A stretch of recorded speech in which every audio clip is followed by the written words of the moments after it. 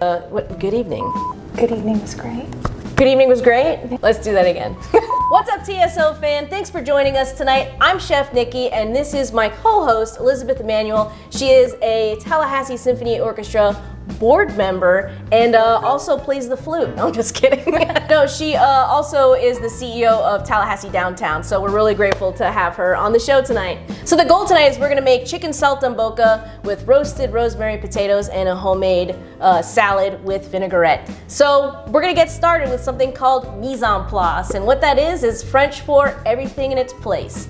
So every chef, basically, we start out with, kind of cutting everything up, and then that way, everything's cut up and we don't have to worry about it, and we can just start cooking. So that's where we're gonna start. So I usually take a couple of bowls out so that I have a place to put my mise en place in. So we'll put some onions in here and, that kind of thing. All right, so everybody grab your onion, and I'm gonna show Elizabeth here how to properly cut an onion. This is an excellent opportunity for those of you at home who might be like me and could be a little challenged in the kitchen. So while Chef Nikki is an incredible professional and has spent a lot of time educating other people how to be a chef, I don't know how to cook an onion. So we're gonna learn. Okay, so we're gonna make sure that we have kind of like a pinch grip, and then the other thing is your left hand will be like a claw, right? And it feels weird, but I assure you that once you do it over and over and over again, it feels better over time, and then you have less risk of injury. And then also the other thing I like to do is use the entire blade when I'm cutting. So I start at the heel of the blade and I cut it off like that, and it's super easy.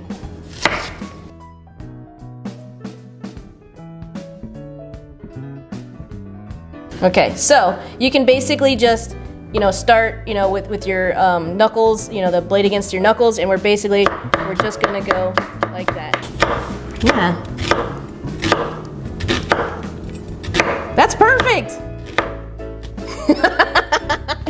it's almost like I'm listening to Larry Brownlee's arias already. I'm getting a little teary-eyed. Okay, so now we're gonna do some rosemary. And this is gonna go for our potatoes. And remember, we're doing mise en place, so we're just cutting everything up, and then later we're gonna put it all together, and it makes things way easier. So for this, you just strip it down like that. Have you ever done that before? For rosemary? There's a lot of firsts that are happening today. Oh, fabulous. Well, it's a very interesting sensation, so I encourage you're just gonna go against the fur. All right, against the fur. Yeah. You got this. There we go. Perfect, yeah. Check and that then out. There's always the top, and it's like, what do I do about that? I just kind of rip it off, And so we'll do one more. This is excellent. It's very fragrant, right? It is. It's perfect. She's so kind. I'm just encouraging.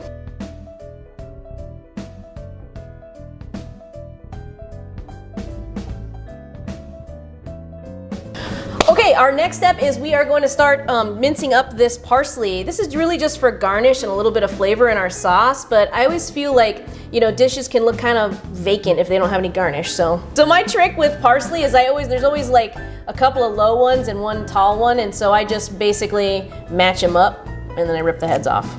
And then these stems you could use for stock later. You can freeze them, but right now we're not gonna use them. Just toss them aside. And then the same thing. The only thing with this is you have to kind of like bunch them up. And so we're just gonna bunch them, and we're gonna roll like a cigar almost. And then I'm gonna run my knife through, and we're gonna chop it up the exact same way that we minced up that rosemary. There you go. You want to run your knife through that? Absolutely. What do I do with this claw? Oh, that claw, you can put it here for rocking. Oh, got it. Yes. Yeah. No, good question. Have a claw. It's watching. This is a lot of fun. Yeah, I love cooking. I mean, there's something to be said to make like a really nice meal, and it takes a little bit of time, but then, when you're done, you get to enjoy this fantastic meal. And nothing brings people together like food and music. Absolutely. Right? It is an incredible combination. I feel like that's one of the biggest benefits of having a virtual season. Yes. Is the opportunity to eat while enjoying incredible music. Oh my gosh. They pair together so well. Yeah, it's kind of like born out of necessity, but it is. I think it's amazing. You know how many people are going to be sitting there and enjoying the music with their family and eating food. Oh my gosh, I can't even. I love it. Drinking wine. Yeah, drinking our fabulous cocktail that we're going to make at the end of this video. Okay, now we're going to scoop this guy in there carefully, right? Sure. I have a good trick. You're gonna love this. I am so excited. All right, so this is how I do my garlic. I just give it a smash like that, and then all my little garlic cloves come apart. And you know, you can never have too much, I feel, right? I Of agree. garlic. I agree. This is actually really great stress relief because the next step is we're gonna go ahead and smash it like that. And then all we do is peel this little layer away. You want to try a garlic smash? Absolutely. Yeah, it's liberating. It seems as if it would be. There you go, like that. Okay. All right. There you go, girl. I do. I feel liberated. Yeah, and then peel that sucker up. This is so much easier. I've seen gadgets where it's like you roll it. Like, come on. I mean, really. Who's got time for Who's that? got time You can for just that? You smash smash it with your, do another one. All right, You practice. absolutely. There we go. And next we're doing Okay, walnuts. yeah. Fantastic. I'm here for that. Whatever she wants. Have you ever smashed garlic like that before? Never have I ever. How do you normally handle your garlic? Much more delicately, as it turns out. Really? Mm-hmm. Yeah, I've been doing things wrong for years. My opinion is that you need to boss food around. You know, and it's, you know, I feel like the food tries to boss you around. Like the garlic, for instance, is in this shell, right? And it's like, I'm not coming out. But you have to really boss it around, otherwise it's not gonna be helpful, you know. So then the next step is you're gonna love this part too. Give it another smash, and then all I do is I make a paste. And instead of sitting there and like lamenting over this piece of garlic, I'm done. You know. Done. On to the next. You want to try it? Sure, certainly. Yeah, that looks like fun. So basically, you're mashing it, and you can smash the tip down and push, and like you're just making a paste out of it. So we'll get you a good one. There you go. Give it a good smack. There you go. You boss that garlic around. And then that's it. No, don't flip it because you're gonna cut yourself. No, that would be terrible. You're right. Give it another Safety smash. first. There you go. And now push. Yep, there you go. Push it back and forth. There you go. It's perfect. She bosses the food around, but not the sous chef. Not the sous chef. Never. The food, yes. The people, no. All right. How are we doing there? Yeah, good. Do we need to? Looks good. How do you feel? I mean, look, you've got it. You know, it just took takes a couple try, huh? So that's terrible. I just didn't My want to get sudden movements. caught off guard. This is great though. It's really getting into the garlic. Yeah. All right. Help you. I don't move slowly. Here you go. One more time. Okay. All right. Really ensure that we get this technique down. Correct. Oops, sorry. Try pushing. So when you push that way, then also push this way, that way. Ah. And mash it.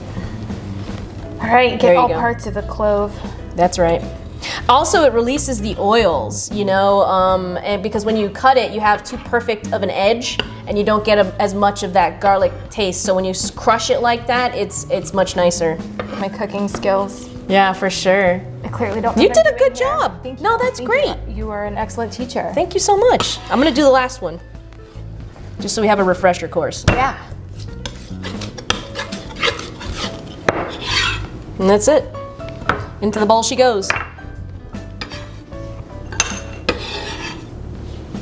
So right after we do our mise en place, I always recommend that we do the carbohydrate because the carbohydrate always takes the longest. So whenever I make any kind of meal, if there's a carbohydrate involved, it goes first after the mise en place. So these are our beautiful potatoes. And we're gonna do a tablespoon of pro seasoning. And if you wanna measure out 1/4 cup of olive oil, Sure. We're just gonna toss these taters around in our beautiful olive oil and our rosemary. We're just gonna toss that rosemary right in there. And I like to use a bowl because you have even coating, and that allows for you to have, you know, all this good coverage you know, what's called the Maillard reaction. So when you have a heat introduced to, you know, like a carbohydrate, the sugars caramelize, and that's what we're looking for. Because, you know, the American palate, believe it or not, like does not really like a boiled food. We like caramelized. We like it caramelized. So we want to see brown color, you know, when we eat something, and it's more appetizing to us. And now we're gonna give it a toss. You wanna try it? This is This is not a trap. if you say so. Just a little gentle, you know, little haja faja. All right. You can do it. You want me to get out of your way? I don't know, I might need to. You're doing it. This is great, guys. See, that's what I'm saying. I hope you're all doing this at home. Yeah. I mean, it's kind of satisfying. This is incredibly satisfying. Yeah. All right. Now, even coating, right? So coast to coast. Coast to coast. Right onto a sheet tray. I usually coat my sheet tray with parchment paper because it is non-stick and it makes cleanup easier. There you go. And Midwest was a little underserved there. Midwest. I'm gonna go ahead and scrape the bowl out and get all that goodness. We don't want to waste. A little sprinky everywhere. And that's it. So now these go right into a 400-degree oven for about, I don't know, 20 minutes. By the time we're done making dinner, these are gonna be ready. You should be able to slide a butter knife through them, and that's how you know they're done. Right after our carbohydrates, we want to go ahead and make our vinaigrette. That way it's waiting for us when our chicken is hot. So we're going to start off by, we're just going to put all the ingredients but the oil into a bowl. So a little bowl like this, and I have a whisk, and you have to have a whisk to make a good vinaigrette. And we're going to put a tablespoon of Dijon mustard because it's delicious. Some people are mustard haters. Those aren't our kind of people. All of your ingredients will be measured out for you. So with the meal kit, all you have to do is just basically toss them in. So everything's gonna be measured out for you. All you have to do is just basically follow the technique. I'll just use my finger. I've heard great things about the capital city honey. Oh, really? And we're gonna do a 1/4 teaspoon of pro seasoning, 1/4 cup of balsamic if you wanna measure in there and knock it in there. A 1/2 cup of oil, olive oil. So from here, all we're gonna do is we're gonna go ahead and whisk this. And what's happening here is in the mustard, there's something called lecithin. And lecithin is it's basically gonna give the oil a hug and hold it into place. Lovely. Isn't it lovely? So as long as you drizzle the oil in slowly, you will create an emulsification. If you do it too fast, it's not gonna be emulsified. And all an emulsification is two unmixable ingredients mixing together.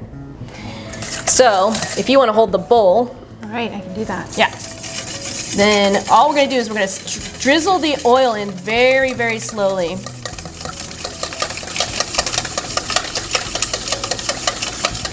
You wanna try this? Sure. Okay, swapsies. All right.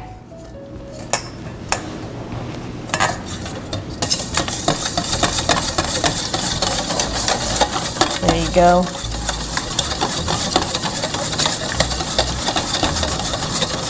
See, now you're gonna do vinaigrette.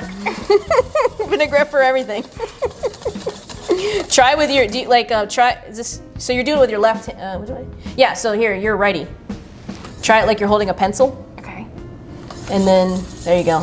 Yeah. Is that better? Slightly smoother. You can even go back and forth too. Like if that's, Like this? like, yeah, so you can go from your elbow. Oh. So I go away from myself. Like I'm pushing something away. Right. And I go from the elbow.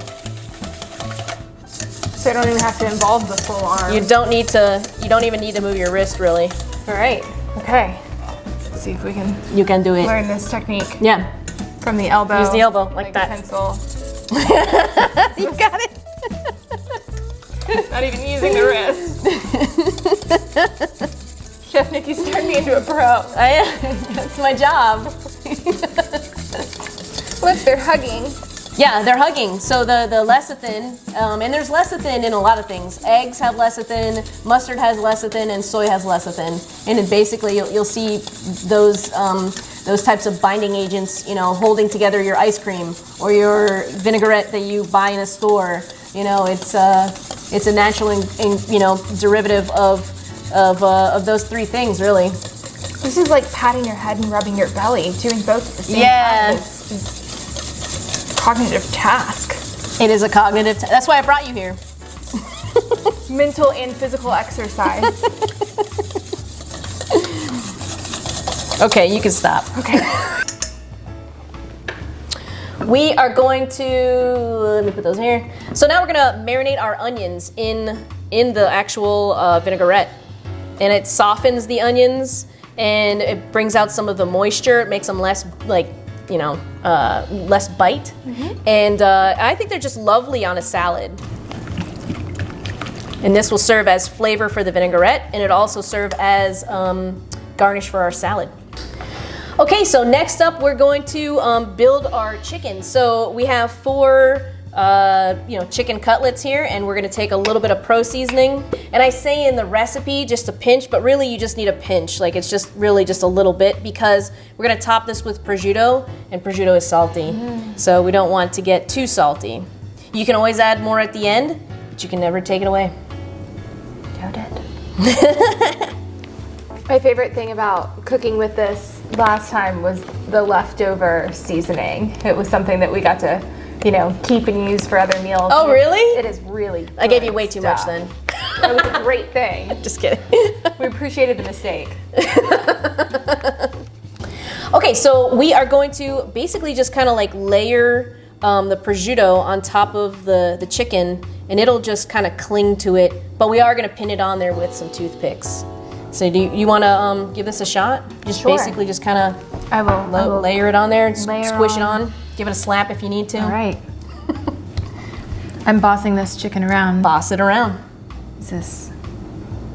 Can I Yeah, you can rip it. rip it? Yeah, it's your. Yeah, that's what the thing is like with cooking is you got to really tell the food what it needs. All right. You need to be covered with delicious prosciutto. Yeah. Tucked in like a blanket. All right. Good night, chicken.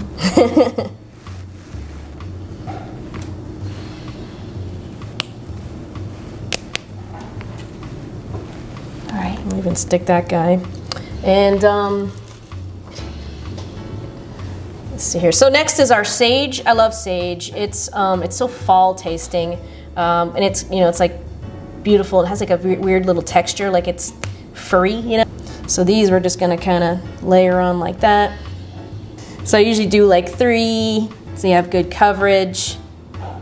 You like that? It's like it's so fragrant, but I do love it once it's cooked, because it's so much better. And then we're just gonna kind of toothpick in our sage like that. Oh wow. Yeah. So it doesn't go anywhere. And then when we're done with it, we're gonna take it out, and then that way we don't have any we're not like, oh my gosh, it's gonna fall apart. Should I grab a couple? Yeah, grab a couple. Do How many should I grab? That's okay. Put one in your mouth so you look tough. All right. Moving along.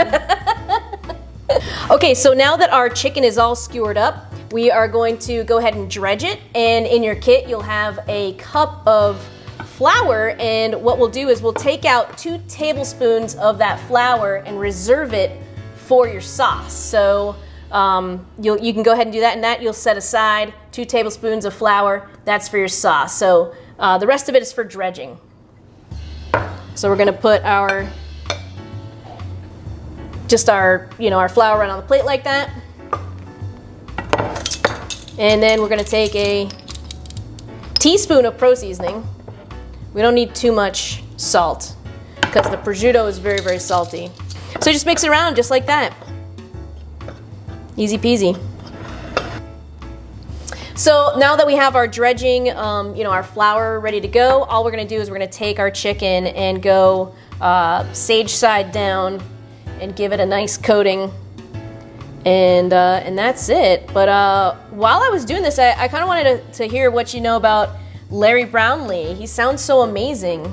Yeah, it's an incredible opportunity that we've got him performing for us with the symphony. He is an international superstar in the world of opera. And recently, Darko kind of taught us this listening technique where you're very silent and you close your eyes and you let the music surround you. And so I was listening to some of his arias that way, and I would have never realized he sings with such soul and feeling, and it's just incredible. And then you read about him, and he's this young man. He's from Ohio. He's a big NFL fan, but he's this incredible musician. Isn't that wonderful? It is just a wonderful, amazing thing to have an international opera star in Tallahassee. Yeah. Is this a tour he's on? Like, did we get him on tour, or? We did. A lot of our musicians we get that way, and this season we have some absolutely incredible musicians. It is one of the best seasons, I think, that there's been. So I'm so excited.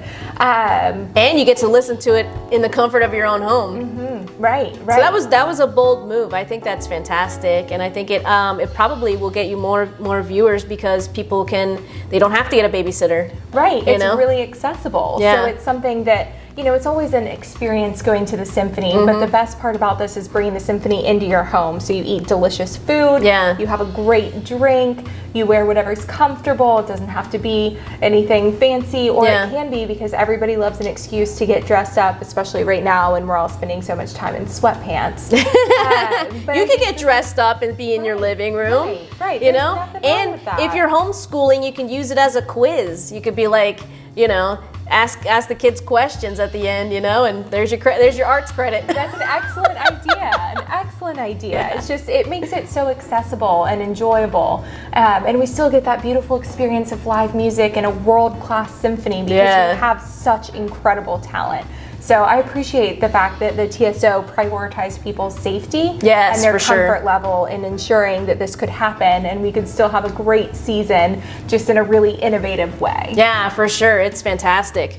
So now that we have our chicken already breaded, we are going to go ahead and drop them into this saute pan. So I recommend a saute pan with a lot of surface space and some sloped sides because we're going to make a sauce in here.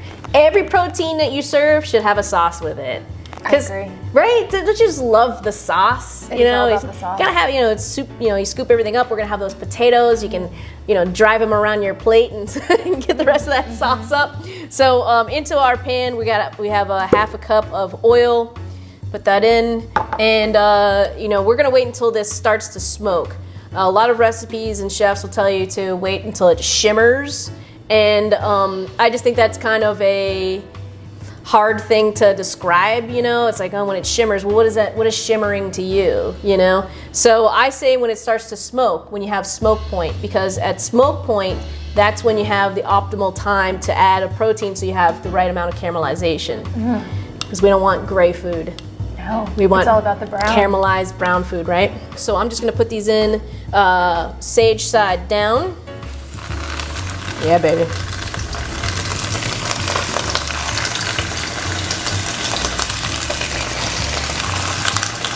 Turn it down a little bit. And I can smell that sage crisping up. All right, you can probably go ahead and start flipping. All right. Back up. Oh my God, look at that. That's gorgeous. Beautiful. That is gorgeous.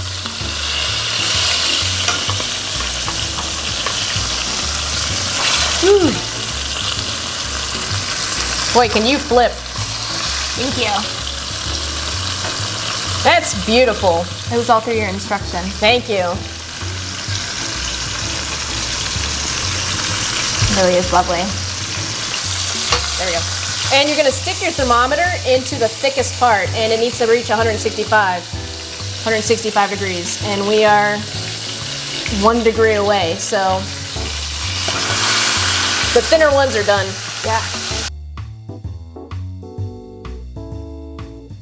Now we're gonna make our sauce. So We have a little bit of some of the cooking fat left in the pan, and that's awesome. And we also have some kind of like drippings and stuff. I'm gonna keep all that in there because that's flavor. That's what we call fond, F-O-N-D.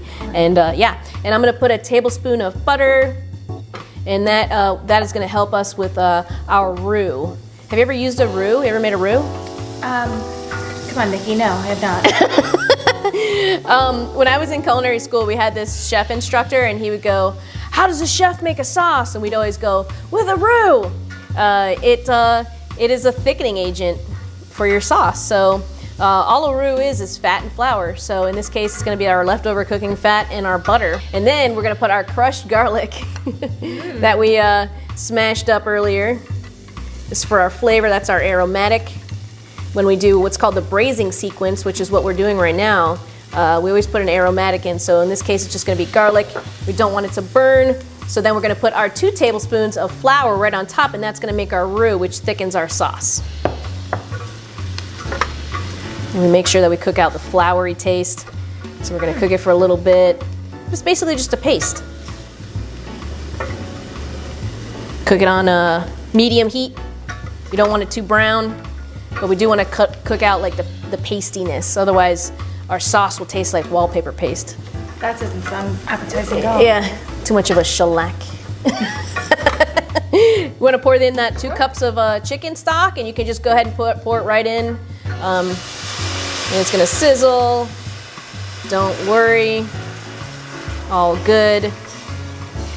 And now, see, it thickens up right away. Once we bring this to a boil, that will hydrate the carbohydrates that we just put into the pan via our roux, and that will tighten up our sauce and make it thick. So the goal is to get it thick enough to coat the back of a wooden spoon, and that is called nappe.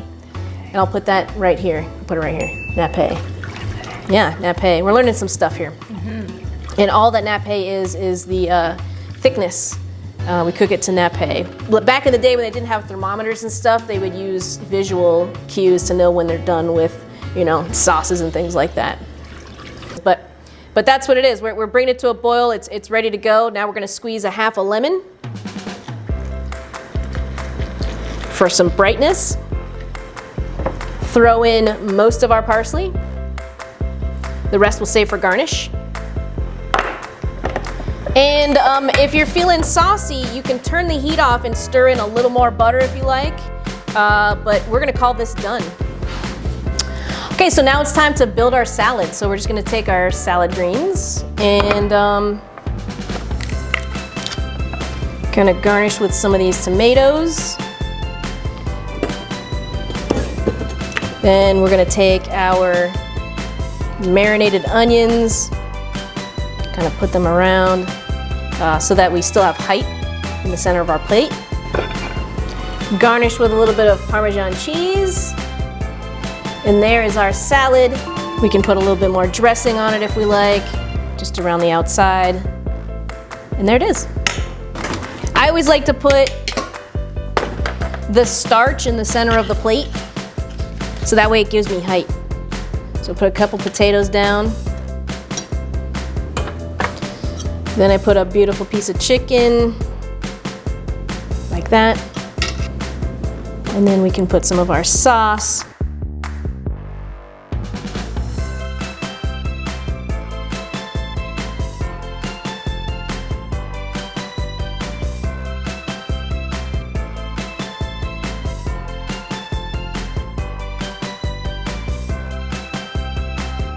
And there it is. Chicken Saltimbocca and our beautiful salad with homemade vinaigrette and marinated onions, and I can't wait to dig in. What about you? I'm just excited to tune in to the show and have a delicious meal. This is an excellent night at home. So we have this red eye coffee special tea. It's a Blackberry Royale Sage. So it is caffeine free and it's an herbal tea. It's delicious. So we're gonna make a cocktail out of it. There's also a great inspirational message on the back. Yeah. So if you need a little pick-me-up. Isn't that cute? So much. Yeah, Red Eye was, they're such a great coffee company, and they do so much for the community, and so we're really happy that they decided to partner up for this meal kit. So anyway, we're gonna make this cocktail. Okay, so ice is your friend, so we have our cups packed with ice, and we're gonna put 1.5 ounces of vodka on top. Now we're just gonna fill up maybe like halfway with our Blackberry Sage iced tea from Red Eye Coffee. And we're gonna put a big spoonful of honey right on top. Now we're gonna shake this because I truly believe that a drink is not delicious unless it's shaken. I mean, there's certain things you don't shake, like scotch and things like that, but you know, if it's a mixed drink, it aerates it and it unlocks all the flavor, I think.